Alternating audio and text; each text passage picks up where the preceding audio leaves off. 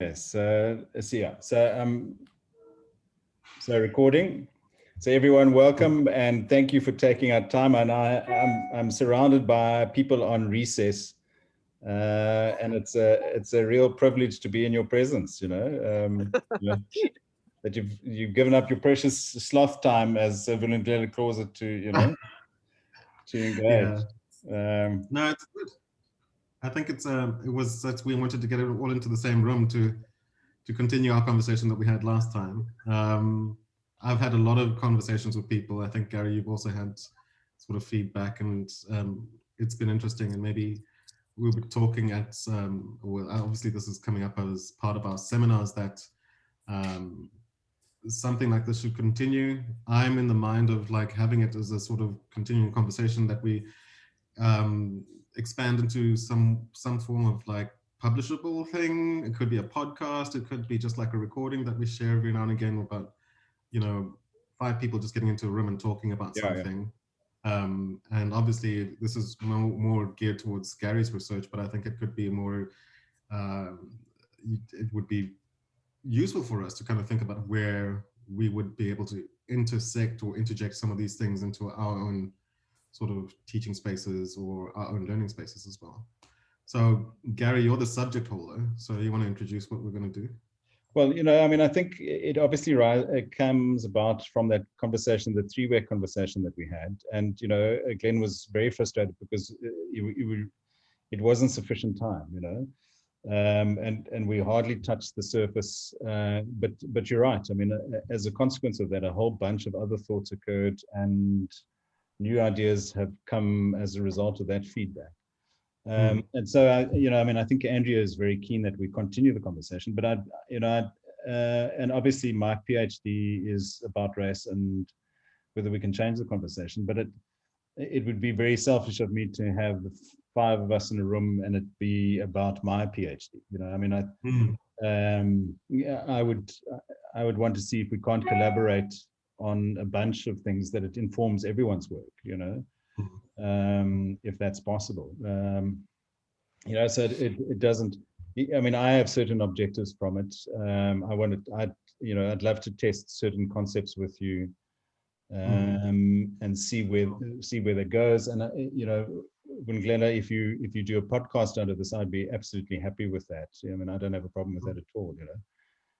So maybe by way of Glenn sort of initiating that kind of way of thinking, let's simply start with kind of introducing ourselves and why we're all talking, and then we'll sort of recap based on the talk that we had, what the main issues were.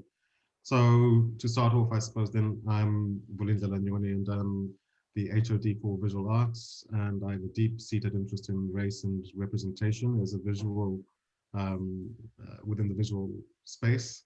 I'm very much aware of contemporary representations in contemporary popular culture, film, and music and things like that. So I think we are very much informed in our behavior by what we see most of the time and what we're told to see. So that's kind of my entry point into this. I have other interests in how race as an intersectional aspect features within matters of gender and sexuality, and also races in terms of let's say matters of diaspora, matters of Pan-Africanism, matters of Afrophobia, and even Afrofuturism. So that's kind of where I'm sitting with this conversation. Cool. Thanks, Vulindlela. Anyone else like to? Well, I suppose I'll go ahead next since my camera is on also. Thank you, Gary, and thanks, Vuli, for arranging this opportunity and for allowing me to engage with you guys, because you're right, Gary, I was so deeply frustrated that 1 hour which Andrea had arranged for your guys' presentation, for yourself, Vuli, and Nehemiah, that it wasn't adequate, it wasn't sufficient to be able to really go a bit deeper into just what was presented on the surface. And even as you saw, the chat box was quite alive in that presentation. So I'm very passionate about speaking about race. I regard myself as a critical race theorist. And I had the privilege of being exposed to a lot of critical race theory through my immersion of living in the US and studying at a US institution where race theories and studies sort of become, which has sort of become quite popularized, I think, because of the African-American experience and the attachment to slavery over there. And I actually only came to realize that I was a Black man once I encountered other Black people in America. And I'd always just sort of had this false belief that I was a sort of colored South African because that's what my family had conditioned me to believe. That's what my community had told me was my sort of racial status. And I had problematized these ideas about how does one find belonging through race? What is the concept of identity and its attachment to race? How fluid is it? How does one have multiple identities, or what I'm interested in, the sort of sometimes even triple consciousness, that is the ability to think from the perspective of being Black, of being colored, and of being white. So the hybrid multiracial, the mulatto, as it used to be called before, and these concepts about people regarding perhaps multiracial or biracial people to be diluted somehow racially, and what that means for your self-identification, but also about your relation to the other. And then I've rooted my thoughts in race and racialization through the idea of autoethnography. And Gary, you've touched on this before also in your presentations, where I speak about the lived experience as an expert. So as a racially queer person, being a sort of hybrid, and as a sort of sexually queer person with a gender and sexuality also being queer, I call myself the double queer. And so I speak from that perspective, and I'm very passionate also about problematizing white dominance, white normativity, because I'm familiar also with heteronormativity. So I've used my my exposure in these disciplines to influence what it is that I think about and write about regarding race.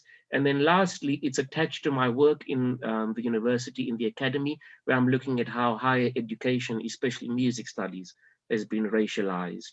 And this sort of white privilege about the classical conservatoire, and what type of musicianship is valued, the literate white musician as opposed to the Black musician who can only play by ear. I'm very interested in looking at race through the concept of what Pierre Bourdieu called the habitus of society. So how the body has got value based on its appearance and how it is performed. The identity of that personality holder within that particular body. So that's more kind of where I'm coming to the conversation from. But I look forward to engaging in this think tank / podcast / working towards all kinds of research possibilities. Thanks, everybody. Thanks, Glenn. I don't know if you said your name, Glenn. I'm not sure. Should I really have to say that I'm Glenn Holtzman, the musicologist and philosopher?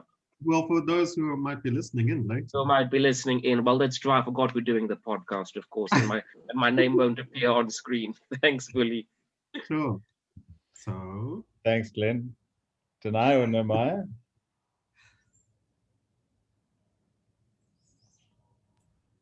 Okay, shall I go? Yeah. Yes. Yes, please, because I'm in the mall and I'm just trying to get out before I speak. So Nehemiah, please go ahead. No problem. I'm a bit iffy about having my camera on. I'm in my bedroom regalia. I've been up since 3 this morning working through some data, so that's where I lost track of time. But my name is Nehemiah Latolla. I am from the science faculty, as you all know.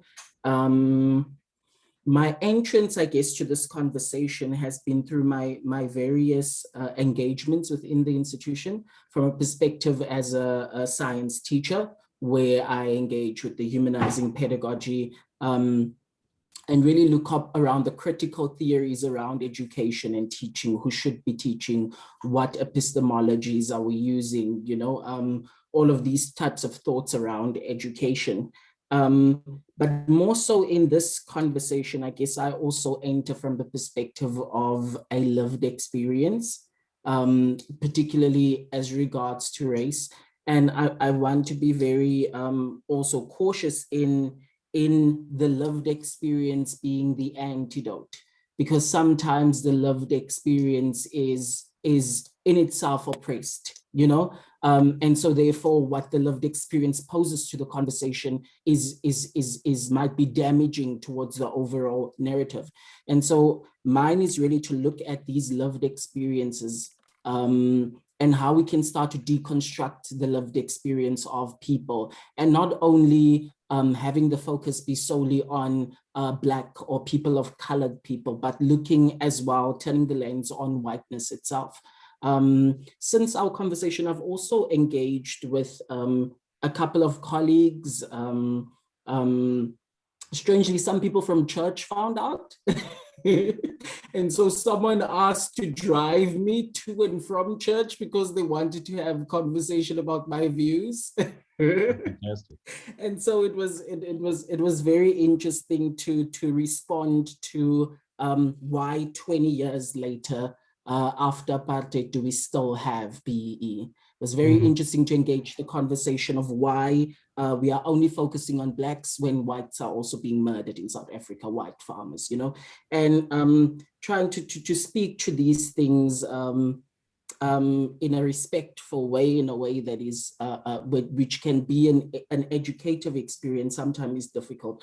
But as I've been thinking around the idea stemming from our conversation, a lot of my thought has been going back to kind of James Baldwin's thoughts on the moral deficiency, you know, or a sort of a corrupt moral that have been coerced. And a lot of speakers on race talk about this when they investigate colonialism, and that in a way where racism has been able to move and has been able to shift and adapt itself because it's commodity, right? And I think we don't look at it that way many of the times, that it is commodity. Africa is oppressed, or the narratives that the CNN will tell about Africa is this of a oppressed, that needs a white savior type of continent that is not allowed to be given the resources. I remember, like, since high school, we had this conversation with my teacher that why can't we refine our own primary goods, you know? And there were all these types of conversations, but as I got older and I've seen the dynamics and how countries in of themselves engage with Africa in that way, you realize that really the reason why racism is pervasive or still exists is because it is a commodity. For instance, certain white people would say they fear what Blacks would do, right? And you think about that, but what is the fear? What is it related to? We are fine to talk about inheritance, and I have because of my elders that gave me, but we can't see slavery or forced labor as commodifiable to be an inheritance. We can't have reparations. We can't talk about the land. We can't have all these conversations. And I think they are root causes here. And I think where the challenge is coming in is how do we explore these, but how do we explore them in a meaningful way where we are not pinning victims against perpetrators, but we are rather having adult conversations, right? Rather having sound-minded conversations where we ask the question, but if this, what are our problems and how do we move forward then from that point of view, you know? Okay. Thanks, Nehemiah. Thank you. Awesome. Thanks, Nehemiah. I guess I will introduce myself. I'm in the car. Hi, everyone. So I'm Danai Tembo. I work in the Department of Development Studies. My main field is marine governance. Gary is very familiar with what I do. And yeah, I was actually quite surprised that I was invited to join this conversation because I wasn't really sure what I would be able to contribute. I am by no means a philosopher. I have not studied extensively on race, on issues of race. And so I wasn't really sure why I was asked to join or what I would be able to contribute. But I chatted to Fully a bit, and he mentioned the fact that it would be nice to have a female voice, and also, you know, in our conversations, just between friends, we've had some quite interesting conversations on race, and he felt that, you know, there would be something that I could contribute. So I hope I can make a contribution. But I think just from my perspective, I feel that perhaps some of my contribution will come from lived experience, similar to Glenn.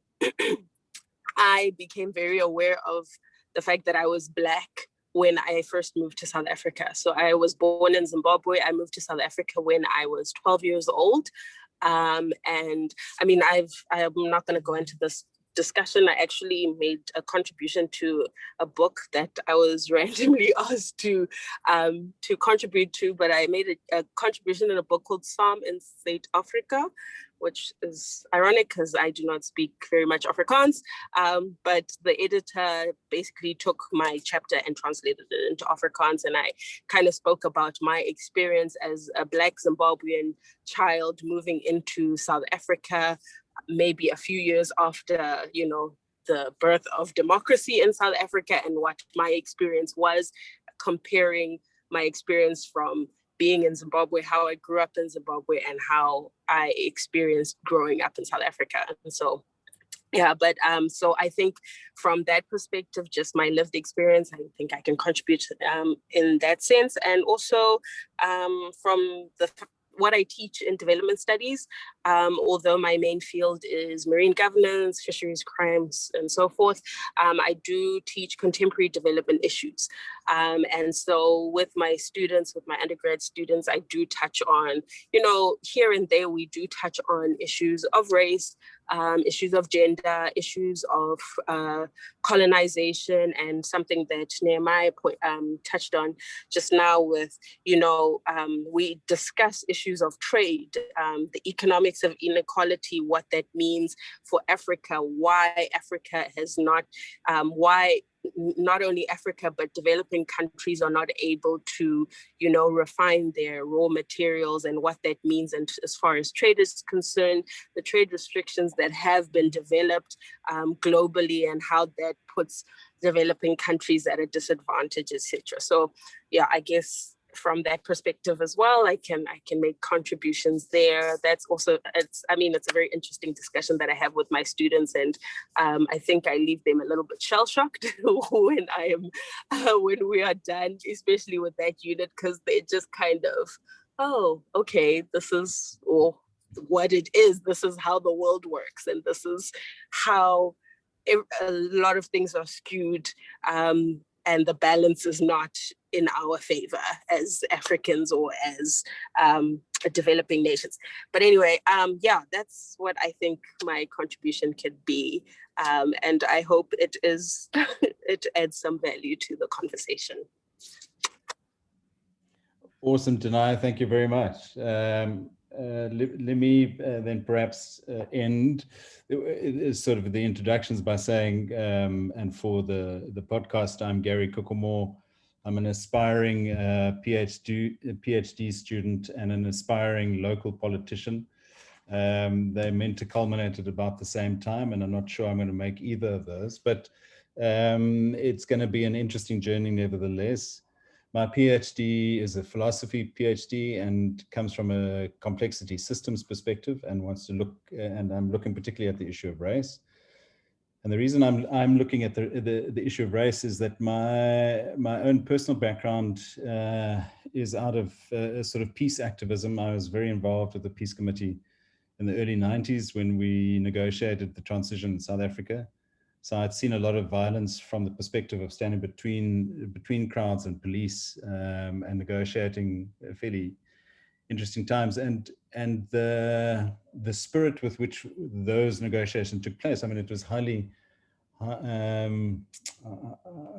emotional, but there was a lot of willingness to bring about change. And I then entered the corporate world in a sort of HR labor relations thing. had the fortune of traveling most of Africa and most of the Middle East and a fair part of Europe in that process, and working in those countries, understanding how their labor works, how their HR works, and came back to South Africa to find it. I'd kind of anticipated I was a real rainbow believer. I'd anticipated that we would have been a lot closer to reconciliation than what we were. And so for me, starting out the PhD was an attempt to understand why we hadn't made greater progress. So to Nehemiah's question, why are people, particularly my tribe,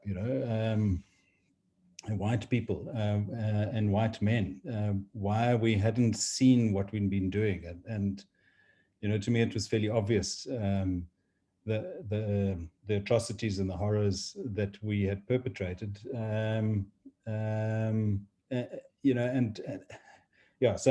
So the PhD for me was part of sense making, and coming from it from a complexity systems perspective, because I thought that that's a fairly useful way of doing it.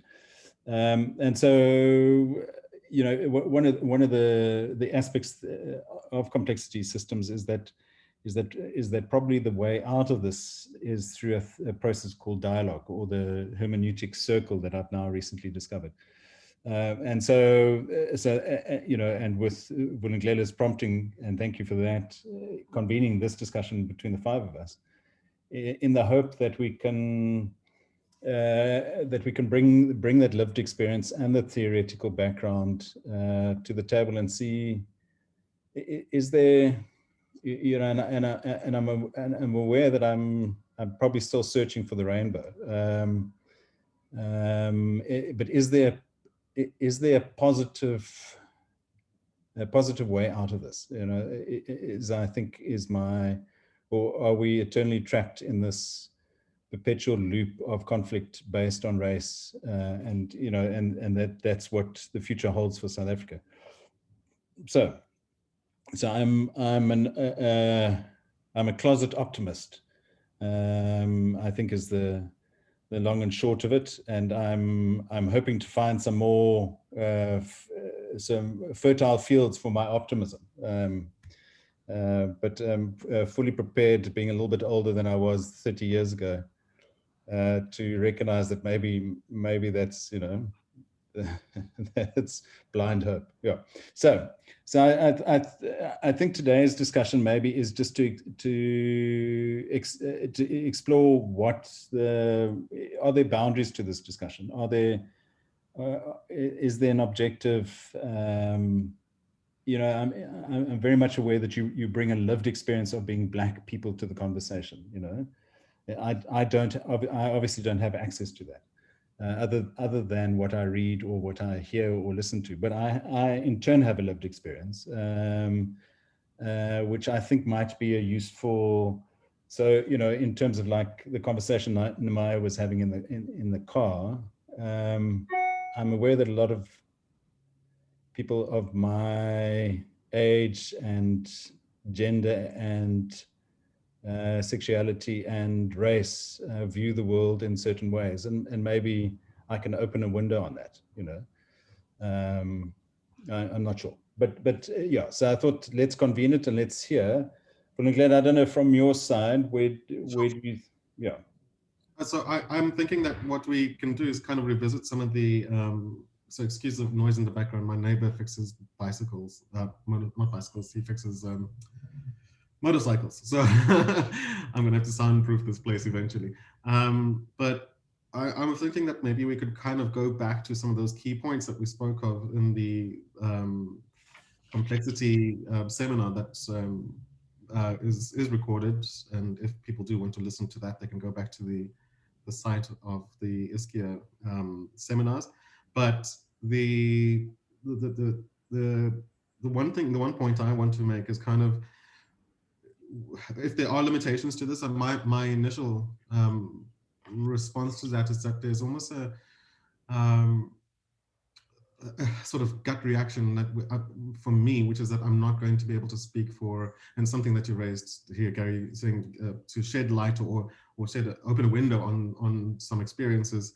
Yes, on some experiences, maybe primarily yours, and I think all of us can speak from that space, because we can't sort of we can view this in from the space of optimism, but we can't necessarily expect that what we are going to do is solve the problem of race using what we can do is bring about talking points, and that's where I think the lived experience is going to be very, very, very valuable. We all will come from a particular point of view, particular positionality. I will also speak from a place of being a male. I will also speak from a place of being a permanent resident in this country, also born in Zimbabwe, now living here, also as a queer man, and also as an artist and things. So I think that that's the richness of our conversation, and I think that we could use those as our grounding points as to how far can we go with this, because the more we try to sort of ask the question why we're not a rainbow nation, or what was the fallacy around the rainbow nation, or what is going on within us, within our society, then we'll walk into very murky waters, I think. So I think it would be very useful for from the beginning of us having a conversation to begin with reflections, and to begin with kind of a sense of where we find ourselves within that conversation of race and how it makes us feel. And, you know, coming back to what Glenn said earlier on, there's issues around these sorts of conversations where one starts to look for a center, a nub around which you can talk. And we perhaps should keep our distance from that for a bit, because if we do that, it's quite natural for people talking about race to centralize whiteness as and then there's everything else, you know. So I believe that we could benefit by beginning with this reflection space, and I'm hoping, Glenn, maybe you can add a little bit of that to what I've just said. Thanks, Willie. You know, one of the things which stood out for me regarding the Ischia seminar, and which I think might be a sort of catalyst to just open up the conversation for us, might be, could we address this issue of why is it so natural, and why some folks might feel comfortable speaking about race and racialization passionately, whereas others feel that this is a very delicate subject matter. It's such a thorny issue. It creates immense discomfort and anxiety within them. There's a reluctance to want to engage, or the idea even of that the thoughts might come to them that this is the core problem, coming back to Gary's question earlier about why we've not been able to move towards reconciliation, because it's the same old issues over and over. It seems that some people are stuck on wanting to just exploit and milk this thing, race, for all it's worth. And so they become resistant to conversation, whereas others like myself and perhaps other people on this panel might feel that it's only through the talking that you begin to excavate the complete depth of this thing, actually. And you're never going to reach the ability for everybody to agree on everything or see it from the same perspective, but you're going to see just how vast this subject matter is and how it affects some people in their core consciousness. And that might be another offshoot why some of us are living on this planet with the clear awareness of the fact that we are racialized, that we've got a racial identity, that our body is being read by other people. In almost all instances, when we engage with other people in the flesh, perhaps, sometimes I've even noticed that race is present in the absence of the body. And I'm sure you've picked this up on social media through people who write comments with text, or even if you just listen to a piece of audio over the radio without having seen them, your brain just makes a connection to say, oh, it's a black person speaking. Why is it so uncomfortable for us to speak about race, and why do people have this intense anxiety, and has this contributed to the lack of working towards reconciliation? Perhaps we can start there. I really like that as a kind of catalyst, as a sense of like, this is where we're going to start. Why is it difficult to talk about race? I mean, I'm also thinking about the key aspect of where Black people find, or people of color find themselves when it comes to talking about race, you know, not just amongst themselves, but to everybody else, you know. There's that sort of text, I think some of you might have come across it. I forget the author's name at the moment. It's like, why I don't speak to white people about race anymore. Yeah. I think it was a Mail and Guardian paper first, and then it was an actual book. But I don't want to speak too much. I see Danai's got your hand up. Oh, I was just putting my hand up so I could come in when you're done, but please continue. Oh, okay, sure. No, there you are. You can go ahead. Oh, yeah, I just wanted to kind of not respond, but just kind of add my thoughts to what Glenn is saying about the conversation, and why people are so uncomfortable. So why some people are so uncomfortable with talking about race. And I think it's because the conversation doesn't happen in the first place, and it doesn't happen enough. And I've seen that not only from a personal, you know, social interaction perspective, but from a teaching perspective. And I've seen how the lack of conversation and more, what is the word? Yeah, definitely recess brain. Just, you know, meaningful conversation on the topic leads to the conversation going in a very distinct way. And this is something that I noticed being in South Africa, being a Zimbabwean in South Africa, that the conversation just leads to anger. A lot of people get angry, whether it's the one side or the other. It becomes an angry discussion that is not meaningful. Nobody's listening to anyone else. And I think because of that, the direction in which the conversation goes, people then become uncomfortable, because it's like, you know, I don't want to end up in a contentious situation, so we're not going to talk about this. It's better for us to just pretend it's not there, or to only bring it up when absolutely necessary. But I don't want to be in a space where someone is yelling at me and telling me I'm a racist, or telling me my forefathers did this and this and this. And so let's avoid the conversation. So I think just from what I've observed, there's the anger that comes with that discussion, probably is what generates a lot of the discomfort, a lot of the anxiety, a lot of the avoidance around the topic of race. And the conversation just really is not a conversation, because there's not enough listening happening. In this space between the five of us, we are trying to create a platform where we are giving our different lived experiences and our different perspectives, and we're listening to each other, and we're trying to understand those different perspectives. But I think from what I've observed, a lot of the time there is no time. No one is giving the time, or giving themselves the time, giving someone else the time to actually listen and just understand. Because yes, I'm angry. Yes, I have had a horrible lived experience. For example, you know, that could be where I'm coming from, and I am angry, and I need to express that anger. But I also need to listen to why someone else has the opinion that they have, or has the perspective that they have. And so, yeah, that's, I think for me, there's just, it's, the discomfort stems from the anger that this conversation generates, and just the lack of listening. There's just not enough people. There's not enough listening that's happening during the conversation. Can I jump in, possibly? Yes, yeah. Okay. So I really like the direction that the conversation is going. I think it's a very important point, because sometimes when we enter topics on race, we tend to enter with this is what I know, right? And sometimes it's triggered It's a triggered response. It's colleagues having coffee and someone saying something untowards another, and it flares up after that.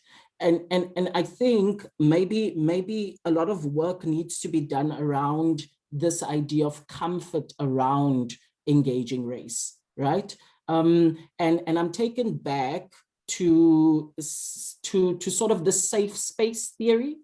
Safe spaces. How do we cultivate safe spaces around race? And maybe safe space theory could be a way in which we can look at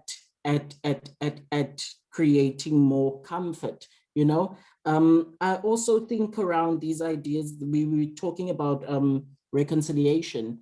And why reconciliation, we feel, has not happened at this point in time. And I think the idea has a lot to do with nation building, right? Patriotism. If we look at the idea of patriotism or the idea of nation building, you can kind of see where the Rainbow Nation fails in building a successful, cohesive nation, right? Because in order for us to be patriotic about something, certain things have to be drilled into us, right?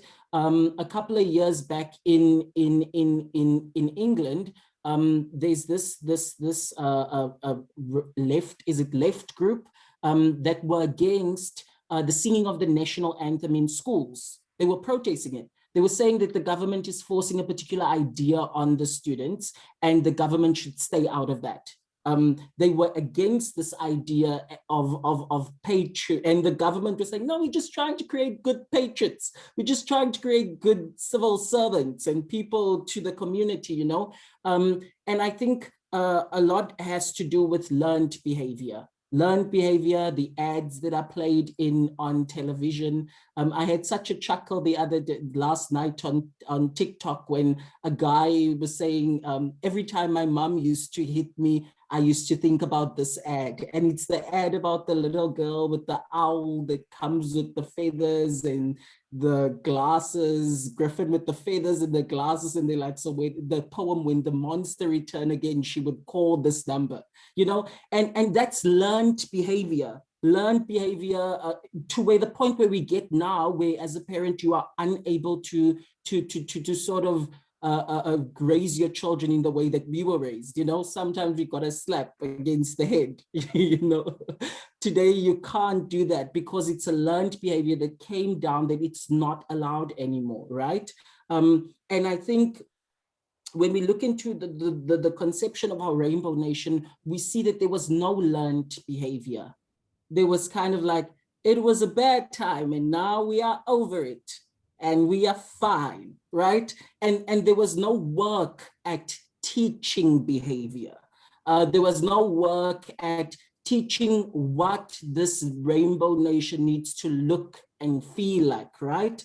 And it tended to be more of this polarized space, predominantly very polarized space, because certain people felt vindicated, like Glenn and I think Vuli's also raised, certain people felt vindicated in their victimhood and have no interest in engaging with the topic of racism besides elevating their victimhood status or benefiting, whether it's monetary or benefiting socially from the topic of race, and no interest in moving it forward or backwards. It's almost that I enjoy being in a position of power. If something racist happens, I can be like, you're racist. I am a good person. You are evil. You know, you feel vindicated in that. And I think we need to really think around those ideas. And I think they lock in together really nicely.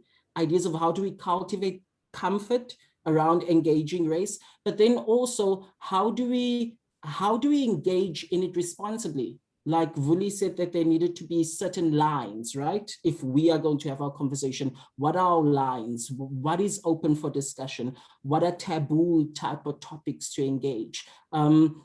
What is the knowledge system that we bring to the conversation? Because that's going to be important. What knowledge systems are we basing our conversation on?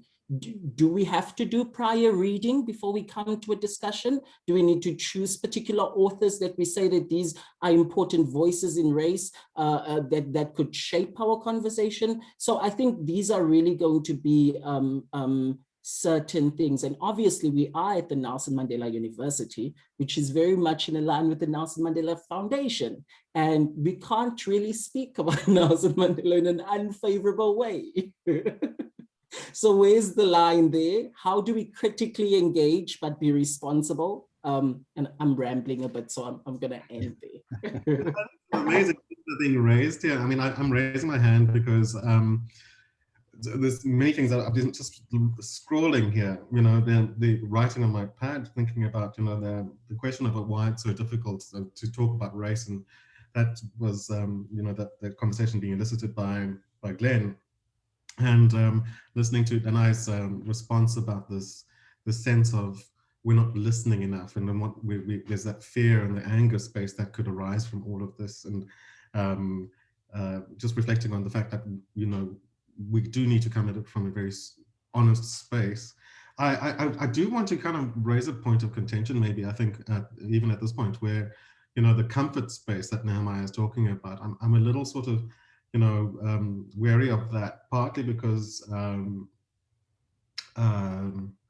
well, the critical race theory that I've read, at least, and something I've just brought up here, and I can sort of just read a little bit of it, so to kind of get more of a spin in the conversation, is that one needs to be uncomfortable when talking about race. One needs to kind of be in that space of discomfort. And the article I've got here is about, it's actually an exhibition that's happening in America based on the Black Lives Matter and the George Floyd killing.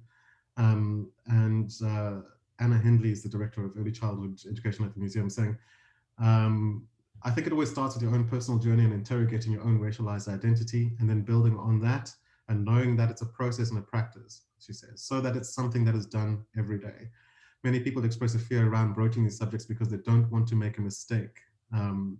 That's part of the reasons why these conversations are not happening. By not speaking, there's a louder message that is being put out there, she says. That is why we encourage people to lean into discomfort and to know that it's in the discomfort where the learning and the growing can happen. Robert DiAngelo, author of White Fragility, Why Is It So Hard for White People to Talk About Racism, recently told the Washington Post that she doesn't think that most white people care about racial justice. Flanagan says a part of the goals of the museum's project is to get people, especially white people, to care by providing the tools that help people to learn how to talk about race with their families. Flanagan hopes people will move from being non-racist or not thinking about race to making steps towards being anti-racist in the society. So I think those are kind of like moments of us reflecting on these things. Just come back to Nehemiah's point of like what knowledge system are we using within the space of this conversation.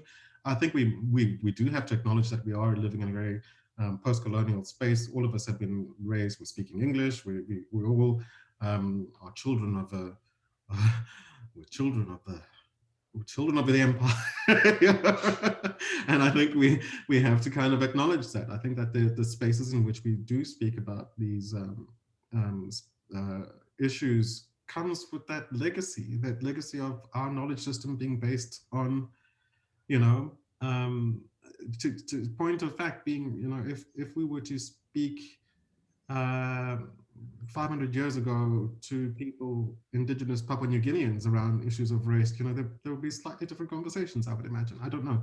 So we do need to somehow kind of have a disclaimery sort of thing, or some sort of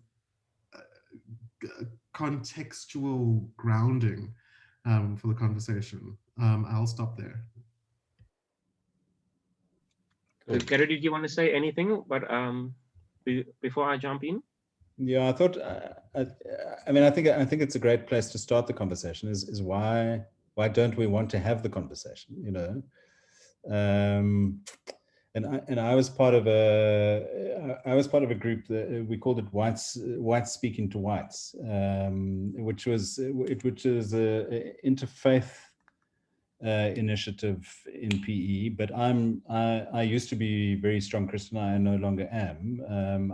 My faith is different, I was involved through various things, and it was a fascinating journey in terms of trying to get people to have a conversation about race, and people not wanting to have this conversation. And I think the point for me is that we anticipate its outcome, and for a white person, that outcome isn't a very pleasant place. So Steve Biko's thing was one of his clear passages that always stand out for me is that the black person's political project was this inferiority, overcoming the inferiority, whereas the white person's political project was this overcoming the superiority. And the psychological root of both of those is an inadequacy, and I've often wondered, what is it that the white person's inadequacy is? And I think, our fear from I hesitate to speak for the white community, but I think the problem is that we have to make sense of the fact of what we've done, and we don't know how to make sense of that. We actually, when we look into the mirror, we see monsters, and that's a terrible thing to look at. So we find all kinds of ways to deflect it. The typical one in South Africa isn't it just time to move on? Come on, let's move on now. We've done the distance, we did the negotiations, let's move on. But we drive past shacks blindly. We employ domestic servants that we underpay.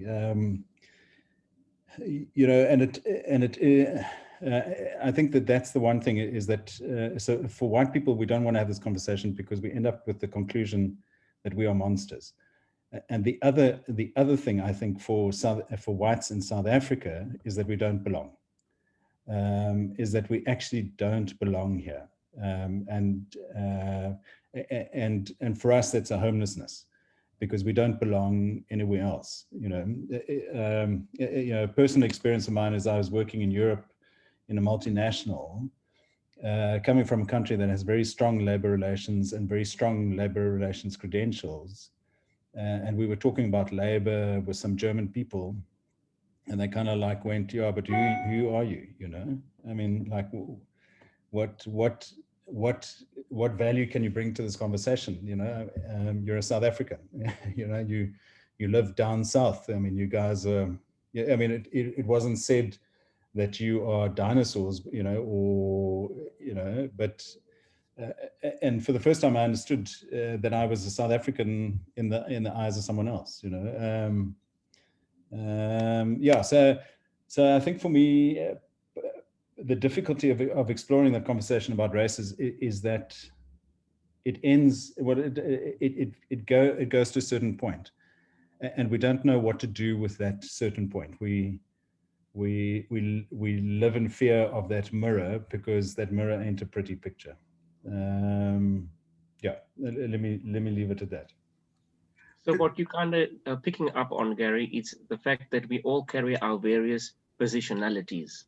So I think that often informs, if you want to come back to what Vulindlela spoke about, some sort of common ground, what we do share as a common ground is that we all have a positionality. It's a different position, nevertheless, and one sort of core unifying factor between us is that we are South African, or African more broadly, or people living in South Africa, working in South Africa. There are some common factors amongst us. So let's not lose sight of the fact that we are speaking from positions of authority also. Even though, Gary, you touched on something quite beautiful there, which is to say it's also got to do with the place of belonging. And I think more so than just for white people who sort of say, well, am I a European person in diaspora, or am I African? Am I South African? Do white people belong in Africa? Is Africa their home? Other people have made it their home also.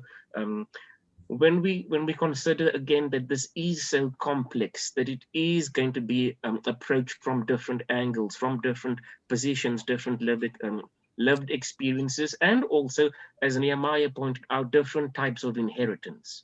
And that's one thing I just thought I'd sort of steer the conversation in, coming back to the idea of what Danai had mentioned about the anger. I think it's more than just anger. It's more broadly just a set of emotions. It's an emotional conversation, and it affects people emotionally to speak about race. But different types of emotions do come up, and I'm thinking here about the inheritance in terms of what Vuli was hinting at, the idea of the social justice also. You know, some of us as people invested in the race conversation and in wanting to deconstruct this phenomenon and really fully examine it and speak from the position of the lived experience, we have inherited the mantle or a torch of the social justice activist, either through our families, which we were born into, or through the communities which we grew up in, where we saw that this type of work was valuable and needed to be done.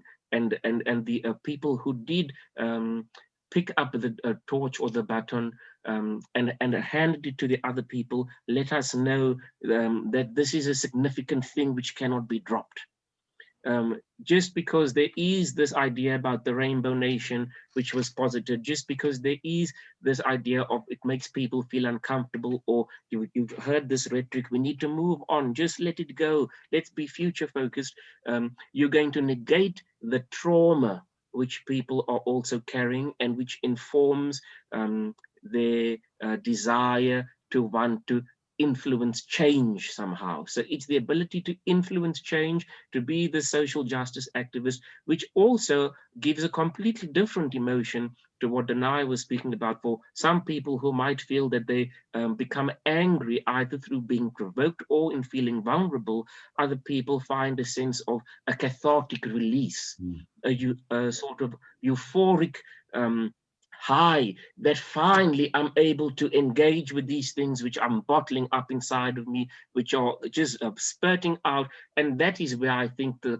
conversation sometimes also in sort of encounters resistance from people, or might have this ugly component to it and this clash, because we don't understand that there are people feeling that, gosh, am I being viewed as a monster, and am I seeing myself as a monster, and other people saying, these monsters, they did this to us, we can never forget, and I'm not the only one speaking here, I've got the ancestors in my community who I'm the voice on proxy for. You see, and I think this creates a lot of obstacles for us, because while the conversations are valuable, they in a sense become then hijacked almost again with a politicized nature. And I mean, I'm guilty of that myself also, because I do speak from a sort of social justice activist. But I did want to just say it's emotions more broadly, anger for some, yes, vulnerability for others, but let's not negate the idea that it can enhance somebody's sense of self-worth also, to say, my purpose on this planet is to shed light on these things which other people otherwise would see pushed under the rug. I hope that makes sense. Fantastic, thanks again. Thank you so much. I think there's some brilliant stuff coming up here. I do want to kind of keep us in that space of like where our conversation, the structure that we're working with.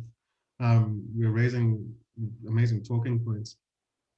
Just to add to what Glenn was just talking about now, and it's also following on from Gary, the added aspect of race conversation and how pervasive it is that it initializes itself in the sense of like the dominant narrative versus the subjugated, and then you have the other space of it, in that it operates within the space of the subjugated. It operates within that the divisiveness that goes in there, and the power dynamic. If we are thinking as to who's sitting in this room, we have a colored or brown person, we have two Zimbabweans, we have a South African, we have a white person with European history, ancestry. You know, we have, so that when I'm sitting here thinking, gosh, you know, how do we broach that aspect of what race can do? For instance, living in Pietermaritzburg and knowing that there was an Indian community over there that was doing really terrible things in terms of racial relations between Black and Indian colored people. And then there's another community, which is a colored community. And then those particular relationships also need to be kind of negotiated, or maybe even just brought to the space of us acknowledging them within the space of our conversation. So maybe where I'm going with this is that we have to kind of look at it in the space of beyond the binary of and I'm not playing friend of Gary here, but it's like kind of like Gary can't sit here and be sort of bashed the whole time when we're talking about his whiteness, and at the same time acknowledging how race has been kind of like divisive within our own communities as well. So so that the one thing that I'm really wanting to pick up on is the idea of having a safe conversation, but one that leads us to uncomfortable spaces. And I think Danai, you kind of like were talking about that. So maybe you might have input as to how do we create within the structures or within our conversation, within the context of us speaking, how do we ensure that we remain safe and uncomfortable at the same time? I think something that I always bring into the spaces where I would engage maybe on race is something I learned from our ex-GVC of teaching and learning, Catherine Adora's Hopper, Thinking About Thinking. And I find that book is such a good navigational tool when you think about thinking and creating spaces of thinking. Obviously, Catherine writes the book, or Professor Adora Hopper writes the book from the perspective of an educator. But I find that those principles are so vital and so important, and they are almost transferable into different other spaces.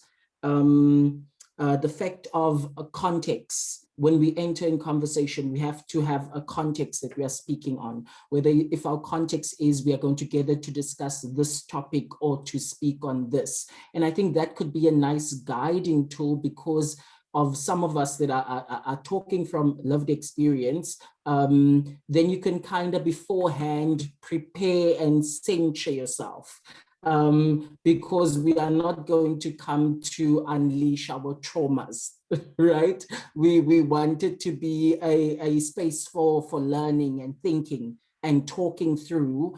And so I think maybe if there's an agreed upon, we are going to look at this section or this subsection of, of race, or we're going to engage this question. Maybe if we say we want to engage this question, so that we prepare ahead of time, adopting all these different concepts of safe space. But what I also wanted to raise, maybe just to throw it in there, is that in South Africa, we come from a very peculiar context. We were speaking about the proximity and the different groups. And South Africa finds itself in a context where nowhere in the world finds itself in this particular context. In South Africa, the fact that our interaction with race is from a standpoint of a majority and a minority, right? It's switched everywhere else in the world. If you think about the Americas, the blacks were taken to America, right? In South Africa, the settlers or the colonizers came here and did it here. And then after that, the socialization of kind of apartheid, where it was a kind of a pressure cooker right here happening, right? So when we engage race, then therefore some of the theories or some of the insights that we read from elsewhere and how they engage might be different towards our experience, because our experience might be one that is different because of the inception of race here, or racism as an act of oppression.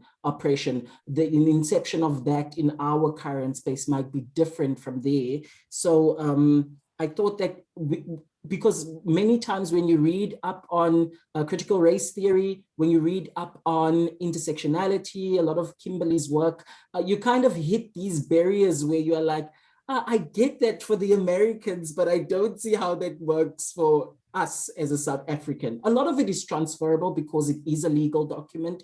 Many of those theories are based on the legality, but when you look at the lived experiences kind of explored there, sometimes they're not so. So I think it's an opportunity. I think it's an opportunity for us as a group, to not see our proximities or our things as flaws, but rather as things that are going to unearth or reveal new things and new perspectives on race. So I'm very excited about that. Very excited about that. I'm in agreement that we are not here to bash Gary. Okay.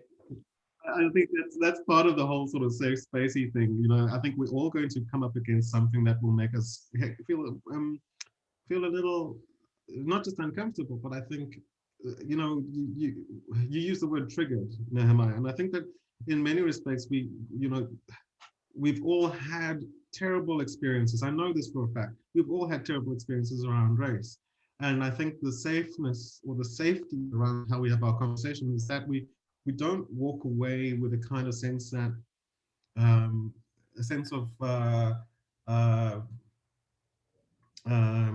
either not being heard, as Glenn and I were referring to, or not being listened to, you know, I think that there is going to be a need for that kind of pseudo-therapeutic space, all right?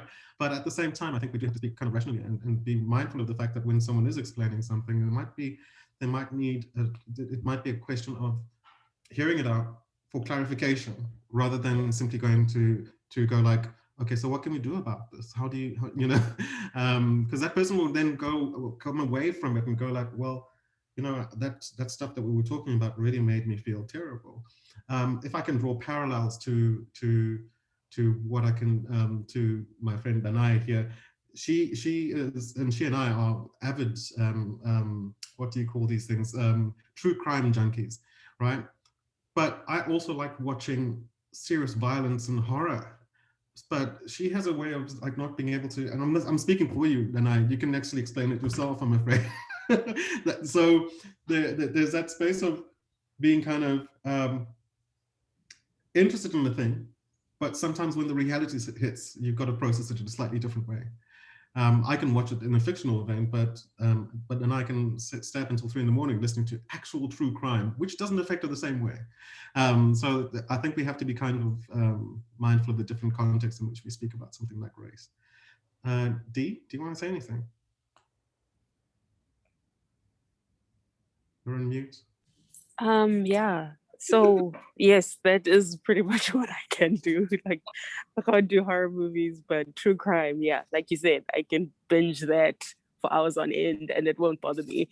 But I just want to touch on what Nehemiah was saying in terms of, you know, the space in which we will be engaging, how it needs to, although it's not going to be comfortable, it needs to be safe. And I think just in that respect, having the boundaries in place with each conversation, with the initiation of each conversation, and just setting boundaries as to, okay, this is what our speaking points are going to be, and this is what we want to engage in today, and not just leave it as an open, free for all, because then it becomes an emotional roller coaster that some people may not be able to handle. So I just wanted to, you know, just agree with that. And also what Glenn said about,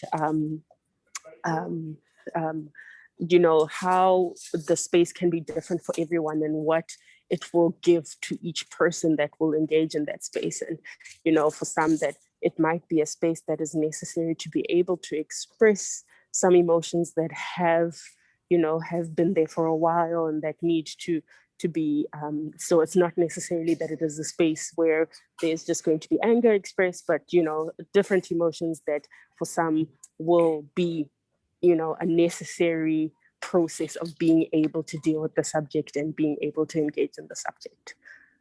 Yeah. Gary, thank you, Dee. Gary, you had something to say? I think your hand was up at some point. Yeah, no, it was just to say that, thank you for being sensitive to the fact that you might be bashing me, but don't be. I mean, I invite you to do that with freedom. You know, I mean, I don't mean that glibly. I mean, you know, for us to have an in-depth conversation, you've got to say things that are going to be uncomfortable for me to hear, and for me personally potentially too, you know, and I'm here for that. I'm not masochistic. I don't claim that, but you know, for us to get beyond this, and I think that's one of the problems that we have in terms of the difficulty of the conversation, is that we keep it at the surface level where we deflect continuously from going deeper into that, because we're afraid of the hurt, or we're afraid of hurting, you know. And I think it's an emotional conversation. It's a trauma-inducing conversation, in the sense that it will unearth trauma that you thought was buried, I'm sure, myself included. You know, and I think the commitment amongst ourselves is just a commitment to care, rather than a holding back. I don't know if that makes sense. So I wouldn't want you to hold back, but I would want you to care, you know, in the sense that I might have to say, listen, guys, that's a bit tough for me at this point in time, but, you know, let's come back to it at a later time. But I don't want it to act as a deflection. So like this thing about white people being monsters, I want to unpack that. I want to go there, because it is because I think for South Africa it's a necessary. We haven't had you know, for us it was never a sort of Holocaust moment, in the sense that we could identify, you know, that there was a start and a finish to it, and that kind of stuff. I don't know if that's making sense. You know, and yeah, so I'm quite happy to do that, and I'm quite happy to be called out when you think that I'm deflecting, you know. So I'm here for a conversation. Okay. I think there's a lot of work to be done within all of us, but I think at the key guiding point here, before, I think Glenn, you wanted to say something. I think we can sort of just brainstorm here. We've been speaking for about an hour and a half now, so we have to sort of take that into account in terms of my time. So as we kind of like just to round the session off, we're all in agreement that we need some sort of promptings. I've got one for our next meeting. Oh, okay. All right. Okay, Glenn, fire away. I'm sorry to cut you off there, Vuli, but I thought in case you just try to grab at something as something which could be a focus area, that's actually what I wanted to say. Was I agree. Let's keep it a safe space. Thank you, Gary, also for that invitation, because I received it as such, to say, don't be afraid to go into the heavy stuff and to go deep. And it will definitely be not attacking you as an individual, but to attack that a sort of a lived experience, or to problematize it, perhaps is a better word than to use for attacking. My prompt was related to what I heard coming through the conversation, which is that we can all relate to the idea of how race contributes to respectability. And maybe that should be one of the themes for our next meeting, is can we reflect on what our thoughts are on the concept or the conflation of race and respectability. And I'm particularly reminded of the fact how, coming to what Nehemiah mentioned, that we've got the situation of reverse racism, almost where the dominant group, the majority group, is the oppressed one in our country. And this has influenced a lot to do with even, Vuli, you might be able to speak towards ideas of xenophobia, that other Africans are not respected as much in South Africa. So it just made me reflect also on when white people are now saying that my race is only being put in the forefront of my consciousness because I'm discriminated against now only. Do you see that? And because I'm not able to advance myself or my career, I've heard this in academia also, it's not a great time to be a white man in academia, and the respectability attached to that persona is starting to crumble. It's just something I've thought about in my own context. But what do you think about this theme for a next prompt for a conversation? I'm very much about it. I think that it's broad enough to kind of include a lot of things, including things like aspects of our body, the human form, the representations of such, right down to matters of hair. Also, it could be the idea of the institution, the edifice, that is a learning space. You use the example of race and respectability. Let's say, using the example that you raised, where it's not good to be a white man in academia these days, and we're not hiring white people. And the perspective is that, with more black people being employed, education standards are going to drop in some ways. So those are kind of like matters of respectability in terms of knowledge holders and knowledge creators and knowledge generators. And I think I think if we come at it from all 5 different angles within our own lived experience, which is great, or our own expertise, I would definitely come at it in terms of matters of representation. What qualifies some things like good art, good cinema, and all the rest of it, to say like there's a respectability around what exactly. I'm for it. I'm prepared to kind of like read up and do a 10-minute sort of like feedback next week. Cool. Danai, your hand is up. Danai, yeah. I wanted to actually just jump on what Glenn said about the issue of xenophobia and how that links to the conversation of race. I think that would also be quite an interesting talking point, not necessarily in the initial stages, but maybe later on.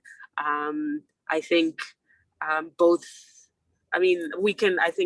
having been, Gary, you've traveled, Glenn, you've traveled, myself and Vuli, we are living in a country that was not the country of our birth, and we are treated a certain way because of that.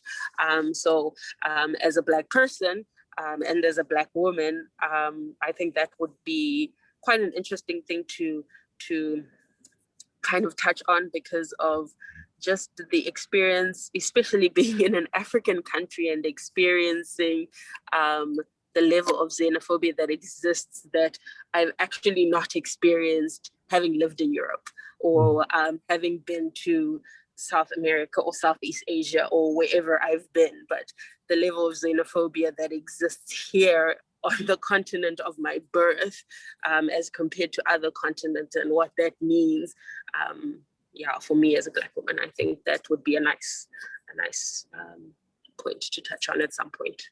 Right. Yeah, very much so, and just the irony that it's a colonial boundary that sets up the xenophobia. How does that work? Yeah. So, Danai, I think so. Yeah. And I'm just cautious that the xenophobia thing often is used as a defense mechanism. That this idea of Ubuntu that we supposedly had. Look at the xenophobia that's taking place. So obviously there's no Ubuntu. So obviously there's a whole bunch of other things. So, but I think it is, to me, the xenophobia is very closely linked to this. May I propose that we jump off our conversations with Glenn's suggestion of looking at race and respectability, and then maybe not as far a few weeks time, but maybe we can go straight into things like race, xenophobia, and difference, or race, xenophobia, or race and border legacies or colonial legacies. Absolutely, yeah. I think in South Africa, though, just to reflect on what Danai and Vuli has raised, and how we pose it as a problem in the context of race, or bring it in race, is the concept of proximity to whiteness. Exactly because South Africa was the most favorable country, as we will find on these colonial maps, most favorable for whites to later on become the predominant race. You'll see those notes on these maps about what countries are favorable. And I think proximity to whiteness, and then the colorism that comes from that proximity, that the pencil test, the lighter your skin is, the more respectable you are in society, if we link that to respectability. And also fear-mongering. A lot of race is based on fear-mongering. Racism issues are based on fear-mongering. And I think it's we saw it at the most visceral in America in the Trump presidency era. We see it still perpetuating with kind of the GOP in America, where politicians actively use fear-mongering to stir up people and have acts like insurrection be committed as an effect of that. And I think all of that is closely related to race, because again, it's all in defense of the white patriarchy or the patriarchy. It's in defense of that. It's a response to that. There's also the theories on the white genocide happening all around the world. Do you know that theory, white genocide? And how, all trying to erase white people or erase whiteness. And so there's fear around that, and active militia groups and active groups of people forming to stand against that. And I think when we look at it in that context, we see how all of these things fit in together. Similarly, when you look at South Africa and our xenophobic state, the perpetuated thing in South Africa is that the foreigners are coming in and they are working for less, and so therefore they get jobs. So we must stop them from doing that. And we will stop them by any means necessary because it's our jobs, and it's a fear mongering that's pervasive, that's traveled, that ends up in these brutal acts of violence.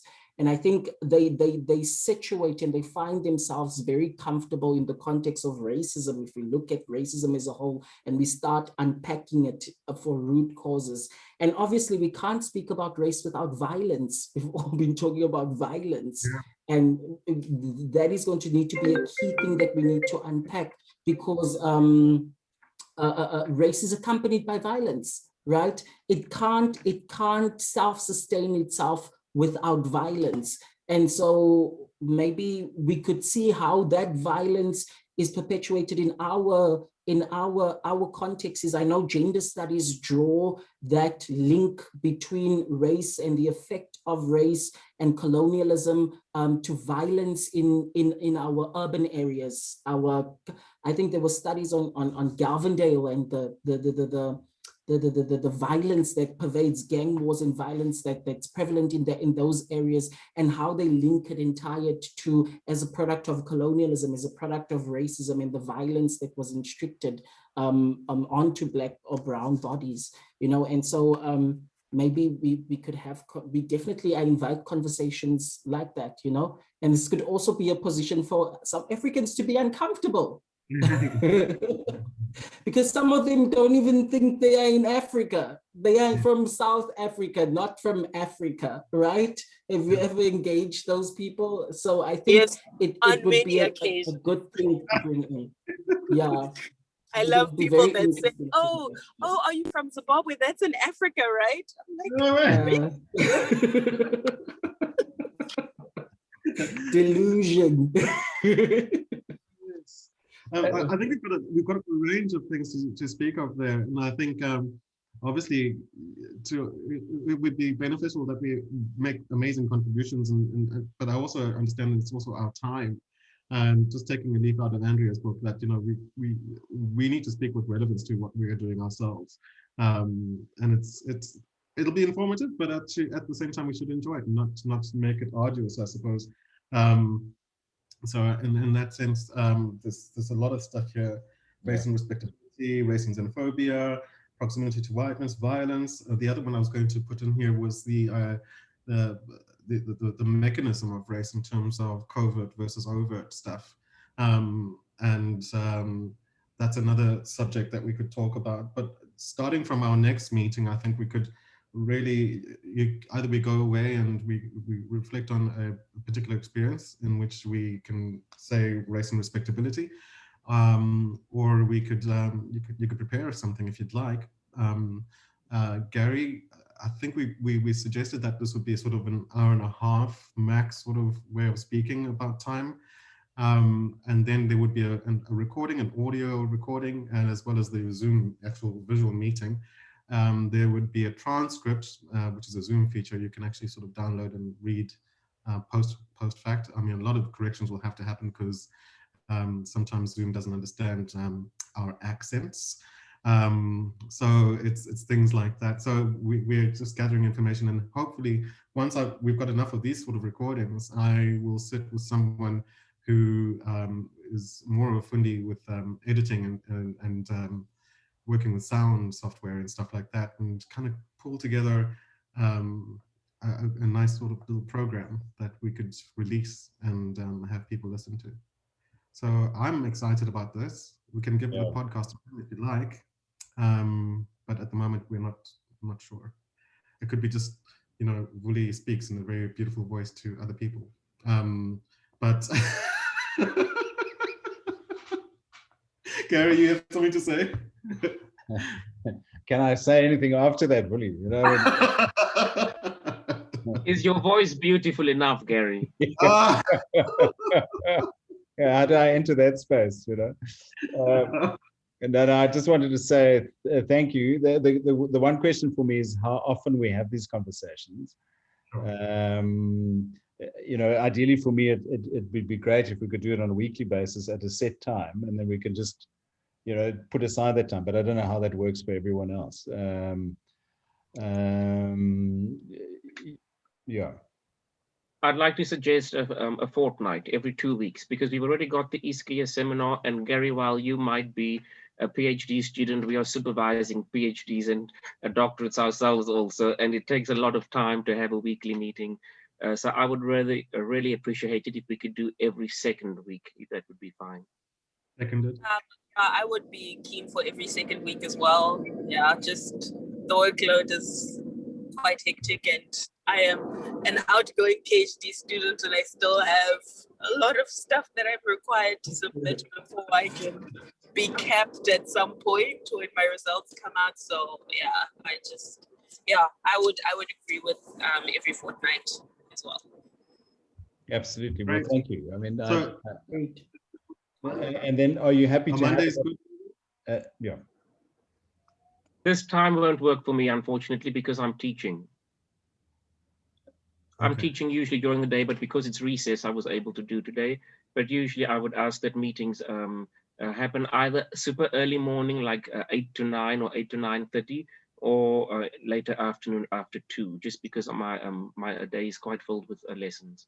And so if we did it at, say, 3 o'clock on a Monday afternoon, how would that suit everyone? Yes, fine with me. Yeah, that'll be okay. Yeah. Okay, so we would do this in 2 weeks, Monday, 2 weeks from now at 3 o'clock. So I'll set up the Zoom and send it to everyone. Awesome. Excellent. Thanks, Gary. I just have a question regarding our, I know eventually we'll want to have this in a podcast format, but are we looking to have some sort of article, some sort of paper, some sort, I don't know, something in the conversation, something that as an output between the 5 of us in this, you know, engaging in these conversations? Are we wanting to at some point write about what we're talking about? Yes, I think we should definitely look at it as an academic output. You know, we don't want to become solipsistic, and we don't want to sort of be navel gazing, and we don't want to have an echo chamber of what we're doing. So I think the idea of publishing is key to the success of our conversation. It's also going to be relatively easy to get a publication out if you've got 4 or 5 authors on it. So that might be a good idea for us to just co-publish a number of papers and get them out there, because it contributes to our own academic careers, and it shows that we've not just kept the conversation closed, we've shared the richness of what we've engaged with. I fully support publications also. Excellent. Fantastic. That's a great idea. Thanks, guys. Yeah, so everyone, just thank you. I mean, thank you for being willing to be part of this, you know. I appreciate that. And I look forward to the stuff that comes out of it. I mean, I think that there's some really useful stuff that we've unearthed already, and so do appreciate that. Well, I think it's edifying. It's actually it's good to speak to people who can talk about stuff. You know, that is the best part about it. But anyhow. Yeah, definitely.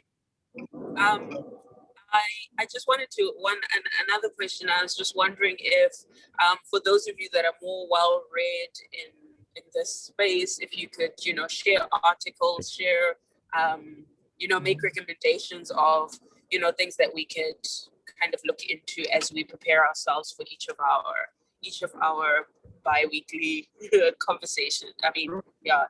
Fortnightly conversations. I know that will definitely benefit me as someone who is not coming from a philosophy background and who is less well read in this particular topic. Okay. We could eventually develop some sort of repository, I suppose. Yeah. Shared folders, things like that. That would be good, like a Google Dropbox or a Google Drive or something. Yeah. Okay. Cool. If we find something interesting, we can just drop it in there and we can all have a look at our own convenience. Exactly. Or link to a YouTube video or something like that. That's be good. That's a great one. That's a great one. Yeah, that would be great. Awesome. Thank you. Thanks everybody. It was good to chat. I have to head out now, but it was so good to chat. Thank you so much. Get that invite. Bye-bye. Bye-bye. Bye, Glenn. Bye. Bye, everyone. Thank you, everyone. Bye. Bye, everyone.